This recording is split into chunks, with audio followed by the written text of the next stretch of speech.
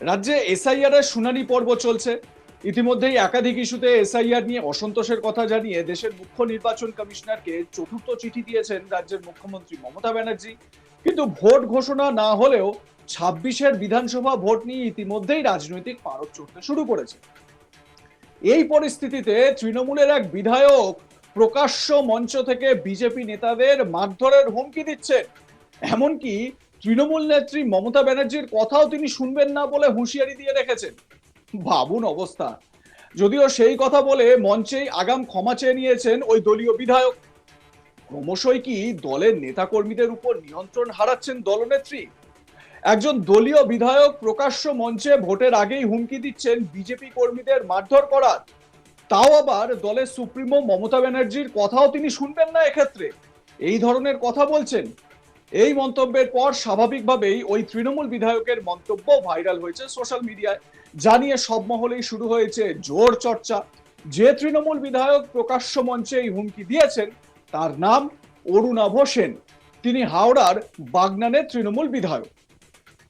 শনিবার 10ই জানুয়ারি হাওড়ার আমতা বিধানসভা কেন্দ্রের কল্যাণপুর বরাবর পোল সংলগ্ন এলাকায় এক প্রতিবাদ সভা উপলক্ষে বক্তব্য রাখতে গিয়ে বাগনানের তৃণমূল বিধায়ক অরুণাভ সেন ভিন রাজ্যে বাংলার পরিযায়ী শ্রমিক আক্রান্ত হওয়ার ঘটনায় বলেন, আমার এলাকার পরিযায়ী শ্রমিকরা বিজেপি শাসিত রাজ্যে কাজ করতে গিয়ে মার খাবেন, রাতের অন্ধকারে বাংলাদেশে পাঠিয়ে দেবে, আপনি এখানে এসে বাতেলা মারবেন।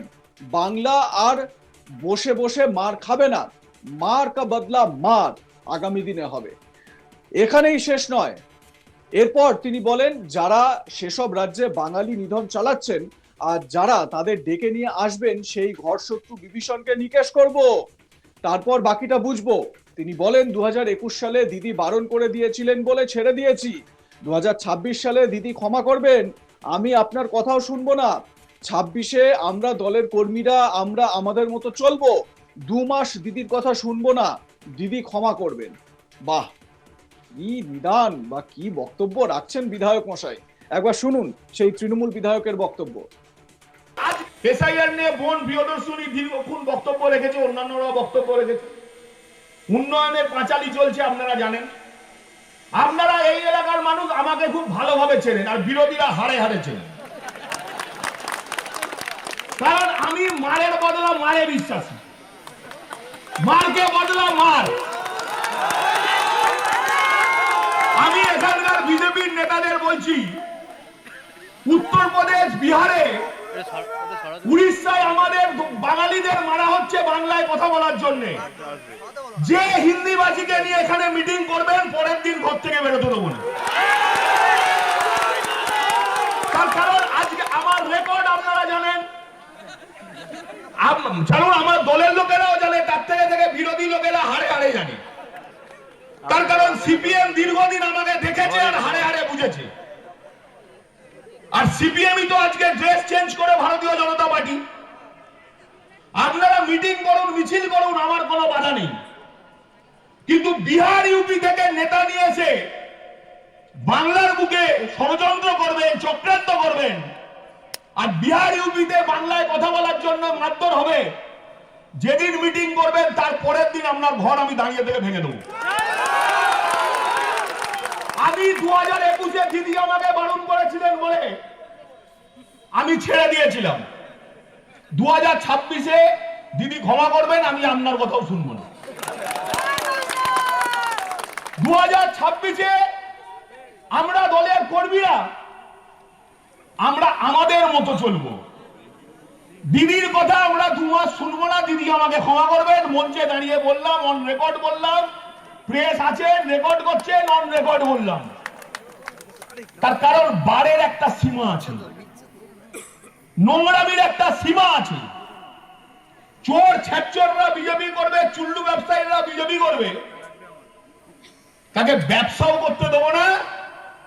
আর চুরি ছিনতাই তো দূরের কথা, জ্যান্ত এই মাটিতে কবর দেবো, মাইক ধরে বলে গেলাম।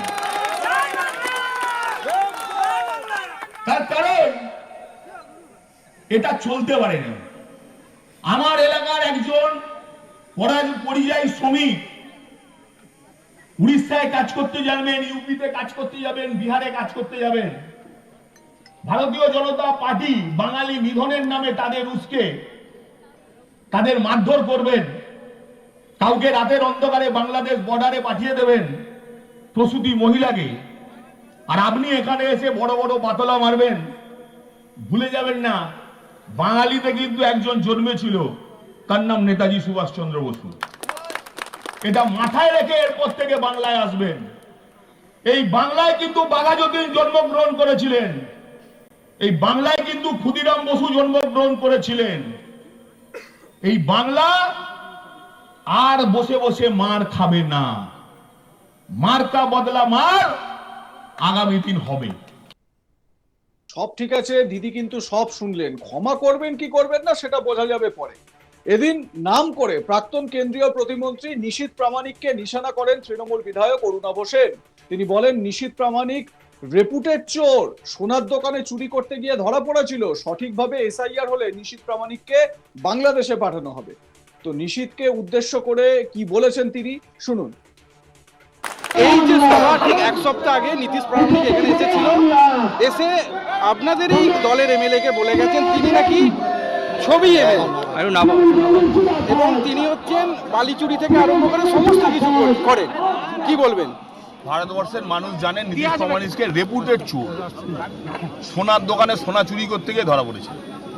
রেপুটেড চোরের উত্তর আমরা দেবো না, আর ওকে কোনো নেতা বলেই মনে করি। যদি সঠিকভাবে এসআইআর বিবেচনা হয়, ও সবার আগে বাংলাদেশে যাবে। কেন, ওর নিজস্ব ওর নামটাও কি সেটাও হচ্ছে তার গ্যারেন্টি নেই ওটা আদৌ ওর নাম বলে, ফলে ওর প্রশ্নের কোনো উত্তর দেবো না। আর আমি এখানকার বিজেপির কর্মীদের বলবো, আবার যেটা মাইক ধরে বললাম, মিছিল মিটিং করুন, গণতান্ত্রিক অধিকার আপনার মিছিল মিটিং করা, কিন্তু এই সব নেতাদের কথায় বার খাবেন না। তার কারণ মনে রাখবেন, 2021-এ আপনাদের বাঁচানোর জন্য এইসব নেতারা ছিল না, আমাদের এমএলএ আমাদের দলের লোকেরাই ছিল আমাদের কর্মীদের হাত থেকে আপনাদের বাঁচানোর জন্য। তাই এরা বার খাইয়ে পালাবে, 2026-এর পর ধারে বাড়ে থাকবেন, এটা মাথায় রাখুন।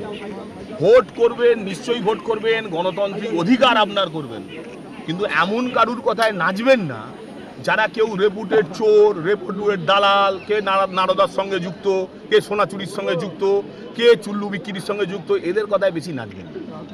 এটা আমি আপনাদের মাধ্যমে বিজেপির কর্মীদের কাছে বার্তা দেব। এই যে পলিটিক্স করার বা রাজনীতি করার যে সাংবিধানিক অধিকার, সেই সাংবিধানিক অধিকার কি বিজেপির নেতা কর্মীদের এই তৃণমূল বিধায়ক দিয়েছেন? কাল যদি তিনি তৃণমূল বিধায়ক না থাকেন, তখন তো তার এই দম্ভ বা তার এই ক্ষমতা কিছুই থাকবে না। আর যেভাবে উনি স্টেজে দাঁড়িয়ে মমতা ব্যানার্জির কথাও শুনবেন না বললেন, তাতে করে ইনি টিকিট পাবেন তো, এই নিয়েও একটা কিন্তু ধোঁয়াশা থেকে যাচ্ছে। আপনাদের মতামত কি? লাইক কমেন্ট শেয়ার করে জানাতে থাকুন। দেখতে থাকুন আজ তাক বাংলা। সাবস্ক্রাইব করুন আমাদের ইউটিউব চ্যানেলটি, বেল আইকন প্রেস করুন নোটিফিকেশন পেতে।